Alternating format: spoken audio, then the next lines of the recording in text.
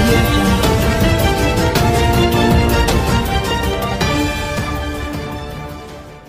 కేంద్రంలో పదవులు అనుభవిస్తూ రాష్ట్రంలో ఎవరైతే ప్రత్యేక హోదా కోసం పోరాడారో వారి మీద తప్పుడు కేసులు పెడుతూ వారిని అరెస్టులు చేయిస్తూ ఆ ఉద్యమాల్ని అణచివేస్తూ ఈరోజు మళ్ళీ ఆయన మాట్లాడుతున్న మాటలు నమ్మక ద్రోహం కుట్ర రాజకీయాలపై ధర్మ పోరాటం అనేది ప్రజల్ని మోసం చేయడానికి ఆయన ఎత్తిన కొత్త డ్రామా కొత్త నాటకం అనేది ప్రజలందరూ కూడా అర్థం చేసుకున్నారు.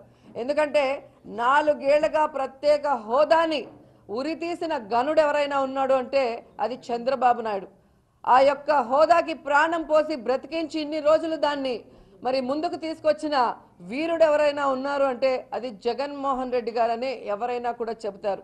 ఈరోజు జగన్మోహన్ రెడ్డి గారు చేస్తున్న ఈ హోదా పోరాటంలో ప్రజలు హోదా గురించి అర్థం చేసుకొని రోడ్డు మీదకి వచ్చారు కాబట్టే ఈరోజు చంద్రబాబు నాయుడు గారు యూటర్న్ తీసుకొని ప్రత్యేక హోదా కావాలని బయటికి వచ్చాడే కానీ మళ్ళీ కూడా ఆ ప్రత్యేక హోదాని సాధించేదానికి ఏ విధంగా పోరాటాలు చేయకుండా డ్రామాలు మాత్రమే చేసుకుంటూ ప్రజల్ని తన ఛానల్స్తో మభ్యపెడుతూ ఆ హోదా విషయం జోలికి పోకుండా ఏ విధంగా తన ఎంపీల్ని కాపాడుకుంటూ వస్తున్నాడో రాజీనామా చేయకుండా మీరు చూస్తున్నారు.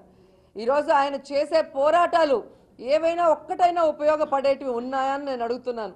ఎందుకంటే ఈరోజు ఇక్కడ చేసిన 12 గంటల మరి దీక్ష ఏదైతే ఉందో అది ఏ విధంగా ఒక ఆడియో క్యాసెట్ ఫంక్షన్ జరిగినట్టు జరిగిందే కానీ ఎక్కడైనా ఈ రాష్ట్ర భవిష్యత్తుకు సంబంధించిన ప్రత్యేక హోదా గురించి జరిగినట్టు మీరు చూసారా?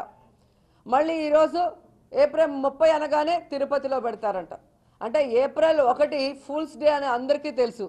కానీ చంద్రబాబు నాయుడు ఇంకా ప్రజల్ని ఫూల్స్ చేయాలని మళ్ళీ ఏప్రిల్ 30వ తేదీ తిరుపతిలో మరి నమ్మక ద్రోహం కుట్ర రాజకీయాలపై ధర్మ పోరాటం పెడితే ప్రజలు అంటున్నారు ఇంకా మేము నమ్మటానికి పిచ్చోళ్ళం కాదు, అది తెలుగుదేశం పార్టీ ఫూల్స్ డే, వాళ్ళు ఫూల్స్ అయ్యారు, మేము ఫూల్స్ అయ్యే పరిస్థితిలో లేమని క్లియర్ కట్ గా కూడా చెప్పడం జరిగింది.